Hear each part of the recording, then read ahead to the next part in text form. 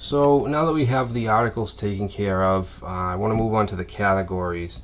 And a lot of this is going to be pretty repetitive because we're doing the same things with articles and categories and users and groups. We're listing them in a table, we're adding new, we're editing and deleting them. So there is quite a bit of repetitive code in each controller. So I'm going to be copying and pasting quite a bit. Alright, so what we want to do first is in our controllers folder, in admin, we want to create a categories controller.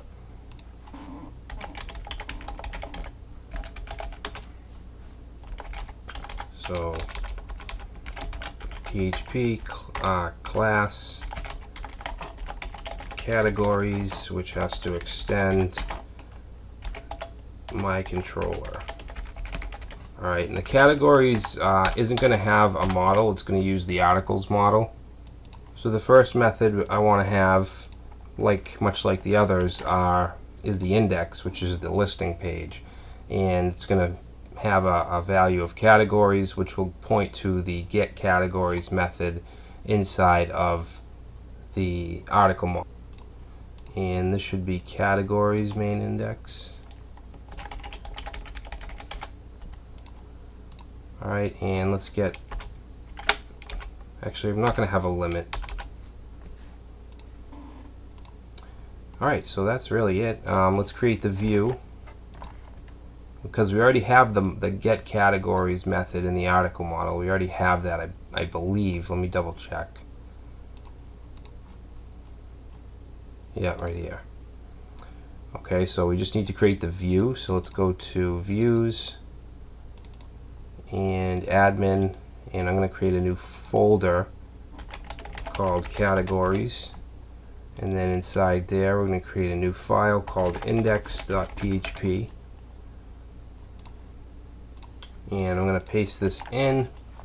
So we have our flash error message holders at the top for when we save a category and when we delete a category. We're not going to have published. We don't have an is published field for categories, only for articles. And then we just have a for each loop with our category info, the ID, the name, and then the links to edit and delete. Okay, so let's save that and check it out. If we click on categories, alright, so here they are. Now we want to make it so that we can add a category. So let's go back to the controller, categories controller. And I'm going to paste this in, the add function, form validation for the name field. We have our view, which is admin categories add, which we'll create in a second. We have the information, the data array with the fields that we want to add, which is just the name. And then we're calling insert category. Okay, we have to create that. So let's save that and go in the model. And I'm going to paste in the insert category method. It takes the data that we pass in and just calls insert on the categories table. Okay, for our view, okay, make sure you're in the views folder, and then admin categories, and then create a new file called add.php. And I'm going to paste this in. At the top we have our form validation error placeholder, and then we have a form that's going to admin categories add, which we've created, and then just the name field, and there's a publish field, and that actually shouldn't be there. Let me just get rid of that.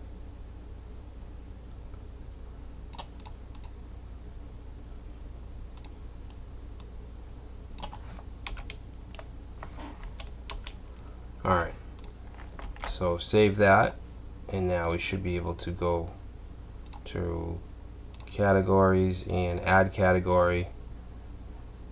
Okay, test, save, and there we go. There's our test category. Okay, so now we want to do the edit and delete functions. So let's go back to the categories controller, and I'm going to paste in the edit function or edit method, which takes an ID. We have the validation, same thing as the add form, except we're going to call the update category function in the model.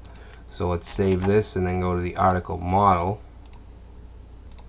and we'll paste in the update category, which is just going to search for the category by ID and then just update the categories table.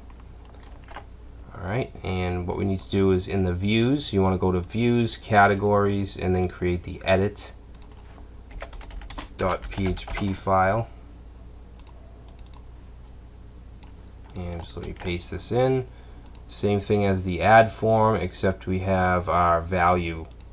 You can see right here we have echo category name for our name value. So let's save that, reload, edit, article model get category. Alright, we haven't created that yet. So let's go to the article model, and let's go right under the get categories method and paste in the get category, which will get a single category by ID. So we're passing in an ID where ID equals whatever we pass in, and the categories table, and then we're going to return the row. So now if we save that, now we can edit. Let's say test123, save, and there we go. Okay, so last but not least, we need to be able to delete categories. So let's go to the categories controller and paste in the delete method. Takes an ID, it's going to call delete category in the article model, which we will create now. So let's go to article model,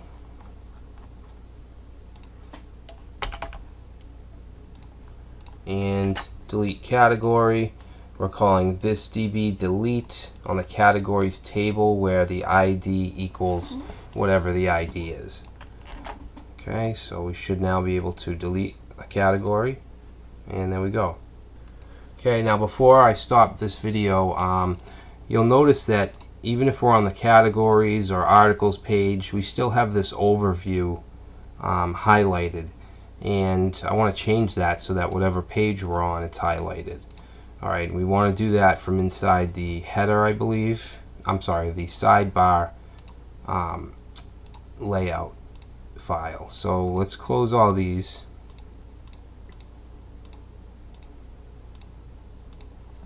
And go to views, admin, layouts, includes sidebar. So you can see that overview always has this class of active, and that's why it's always highlighted. And I'm actually going to replace everything here. Now this is the same thing. We have the list items, the links are the same. Okay, we're going to admin articles, admin categories, but we put in an if statement here, and we're saying if this URI, so we're using the URI helper here, segment, which is part of the URL, if the segment 2 is equal to dashboard, then we're going to echo active for the class. Okay, and let me just show you. If we go to articles, this here would be segment 2. Alright, so we have the application, the base URL is right here, and then the first segment's here, the second segment is here. And if we go ahead and edit an article, now we have the first, second, third, and fourth segment. So for instance, when we're on categories, we're saying if segment 2 is equal to categories, then we're going to highlight categories in this menu. Okay, so that's what each of these are doing. So if we save that and reload, now categories is highlighted, articles, users we haven't created yet, but you can see that now it's correctly highlighting the current page. So I just wanted to get that out of the way. And in the next video, we will start to look at users.